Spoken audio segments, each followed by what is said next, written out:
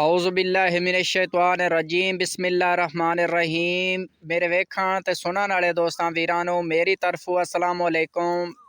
मैं तुहाडा वीर अमानत अली ते तुसीं वेंदे पे हो साडा यूट्यूब चैनल अमानत लाइफस्टाइल सेंटर।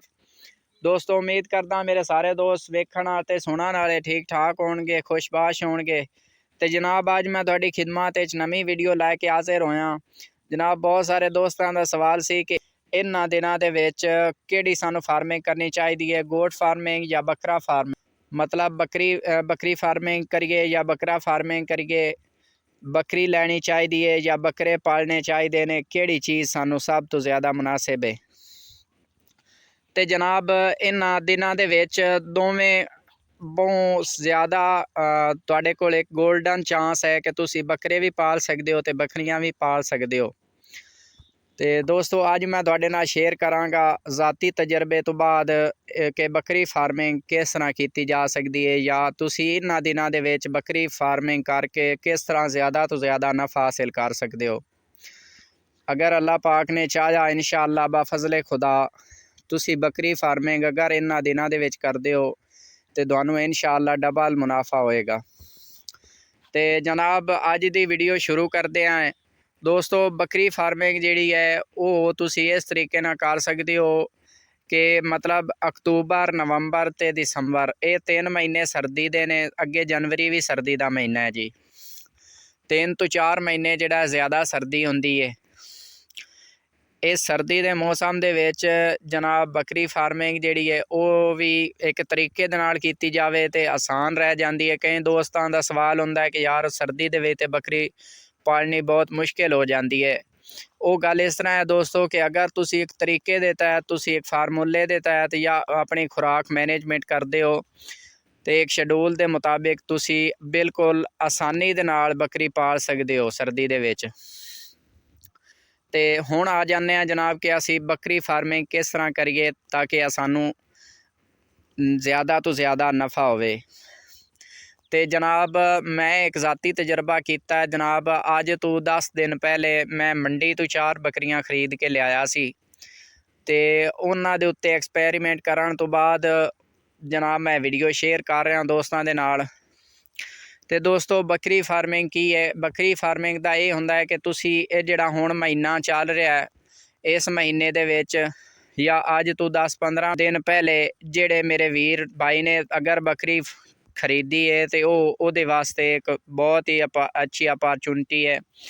दोस्तों बकरी जिहड़ी है अगर तुसी इन्हां दिनां दे विच खरीद के लै आउंदे हो, बकरी किस तरह की खरीदनी है वो भी तुहानू दसांगा। बाकी खुराक किहड़ी उन्होंने पाउणी है या बकरी अज लवन का सब तो ज़्यादा तुहानू फायदा की होएगा वो भी तुहानू दसांगा इंशाअल्लाह। तो दोस्तों तुसी बकरी जिहड़ी है इन्हां दिनां दे विच खरीद के लै आउणी है जिहड़ी, क्योंकि इस मौसम दे विच ज़्यादातर जिहड़ियां बकरियां ने वो खुश्क होंदियां ने, दुध वगैरह उन्हां दे थल्ले नहीं हुंदा। तो क्योंकि अगे सर्दी का मौसम है, हुण मंडियां भी डाउन ने, मंडी के रेट काफ़ी डाउन ने क्योंकि मैं जांदा रहना वा मंडी ते मार्केट का रेट भी मैनू पता है। तो हुण अजकल मंडी के रेट भी बहुत थल्ले चलते पे ने, डाउन जा रही है मंडी।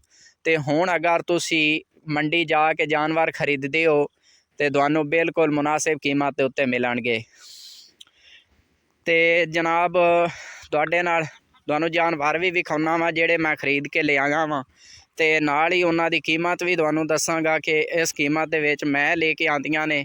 तो हुण माशाअल्लाह मैं जिहड़ियां बकरियां खरीद के लिया सा वो सारियां क्रॉस हो गई ने अलहमदुलिल्लाह।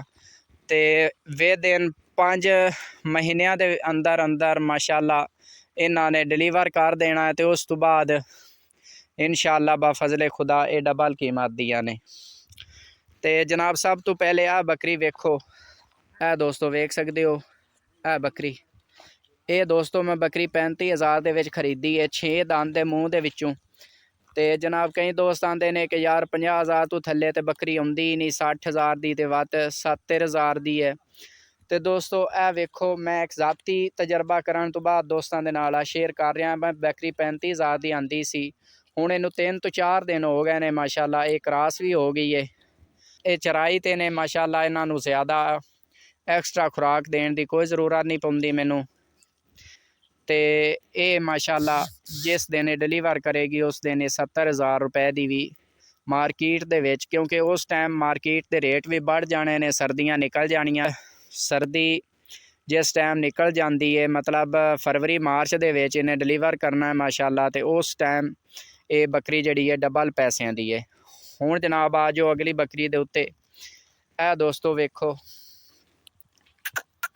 हुण ए मेरी बकरी कई दोस्त आखणगे कि इस तरह की बकरी जिहड़ी है वो 80,000 की ते लाख रुपए की भी नहीं आउंदी। तो दोस्तों ए बकरी तुसीं वेख सकदे हो, ये अज ही बकरे तो क्रॉस हुई है ते ये 40,000 रुपए दे विच मिली है जनाब। आ तसल्ली कर लो दोस्तों, ए बकरी जनाब जिहड़ी है ये 40,000 आई है, ये भी क्रॉस हो गई है। हुण मैनूं दसो दोस्तों कि इस तरह की अगर बकरी लई जावे तो वो बकरी तैयार होई तुहाडे इलाके दे विच किन्ने दी मिलेगी। ये जिहड़े मैं तुहाडे नाल जानवर तुहानूं विखा रहा वां, ये ना ज़्यादा लो क्वालिटी दे ने ना ज़्यादा हाई क्वालिटी दे ने, ये दरम्याने जानवर ने माशाअल्लाह। वैसे तो ये क्रॉस जानवर भी ने, ना ज़्यादा मतलब कि टैडी ने ना ज़्यादा बीतल ने। हुण दोस्तों तुसीं वेख सकदे हो, यह अगली पट्ठ है जिहड़ी स्क्रीन दे विच तुसीं वेख रहे हो, काली पट्ठ। ये जनाब 38,000 की आई है। इस नूं भी क्रॉस होई नूं 5 तो 6 दिन हो गए ने माशाअल्लाह, यह वेख सकते हो। ये दोस्तों जिहड़ी तुहानूं पट्ठ विखाई है 38,000 रुपए की आई है। तो माशाअल्लाह इंशाअल्लाह जिस दिन ये डिलीवरी के नज़दीक पहुँचेगी, तैयार होएगी, उस दिन माशाअल्लाह ये 80 तो 90,000 रुपए की आसानी के नाल फरोख्त हो जानी है। तो दोस्तों यह दो पट्ठा वेख सकते हो, यह काली डब्बी है, एक खीरी है, यह एक दूसरी तुसीं वेख सकते हो लाल कलर दे विच है। ये जनाब जिहड़ी ये पट्ठ है ये 2 दंद है, ये दोवें पट्ठा क्रॉस हो गई ने। तो ज़ाती तजर्बे तो बाद मैं दोस्तों के नाल शेयर कर रहा वीडियो। दोस्तों ये 2 पट्ठा तुसीं वेख सकते हो माशाअल्लाह। जानवर भी तुहानूं सारे विखाए ने दोस्तों कि इस तरह के जानवर तुसीं लैणे ने माशाअल्लाह। इस दी जिहड़ी परचेजिंग है वो 37,000 है दोस्तों। यह जिहड़ी पट्ठ तुसीं वेखी है इस दी परचेजिंग 23,000 रुपया है, 23,000। तो हुण दोस्तों तुहाडे नाल वीडियो शेयर कराने का मकसद ये सी कि तुहाडे नाल जानवर तुहानूं विखावां, नाल तुहानूं कीमत भी उन्हां दी जिहड़ी ऑथेंटिक रियल कीमत है वो ही दोस्तों दे नाल मैं शेयर कीती है, ताकि जिस दिन तुसीं भी मंडी जाओ इंशाअल्लाह तुहानूं भी जानवर इस कीमत दे विच तुहानूं मिल जाणगे। तो इन्हां दिनां दे विच अगर तुसीं जानवर खरीद लिआउंदे हो तो तुहाडे वास्ते गोल्डन चांस है, क्योंकि इन्हां दिनां दे विच सब तो ज़्यादा जिहड़ी क्रॉसिंग हुंदी है बकरी दी इन्हां दिनां दे विच हुंदी है। अज तो 1 माह पहले तो हुण जिहड़े दिन चल रहे ने इन्हां दिनां दे विच ज़्यादातर बकरियां क्रॉस हो रही ने। तो मंडी दे रेट जिहड़े ने वो भी डाउन ने, क्योंकि अगे सर्दी आ रही है, सर्दी की वजह तो। तो इस वास्ते हुण तुहाडे कोल बहुत ही ज़्यादा गोल्डन चांस है दोस्तों कि तुसीं बकरी जिहड़ी है खरीद के लै आओ, तो उस दी अगे फिर तुसीं देखभाल करो, बकरा वेच छोड़ो।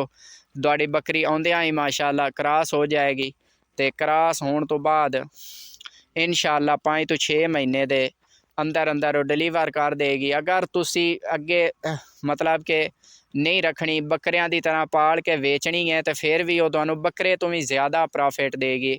जिन्ना खर्चा तुसी बकरा खरीद के उस दे उत्ते खर्चा करना है, उस तो अद्धा खर्चा तुसी अगर इस बकरी नूं खरीद के ते उत्ते करदे हो तो वो फिर भी बकरे की जिहड़ी है कीमत उस तो उत्ते इंशाअल्लाह प्रॉफिट देगी इंशाअल्लाह। तो मेरा मकसद दोस्तों नूं सब्ज़ बाग दिखाना नहीं सी, मैं दोस्तों दे नाल बिल्कुल एक अपनी आप बीती जिहड़ी मैं आप तजर्बा कीता मैं दोस्तों दे नाल वही शेयर कर रहा। तो मुतलका हकैक रख दिते वीरां दे अगे। मिलते हैं जनाब अगली वीडियो दे विच, तब तक दिओ इजाज़त अपने वीर नूं। अल्लाह हाफिज़ जी, रब राखा।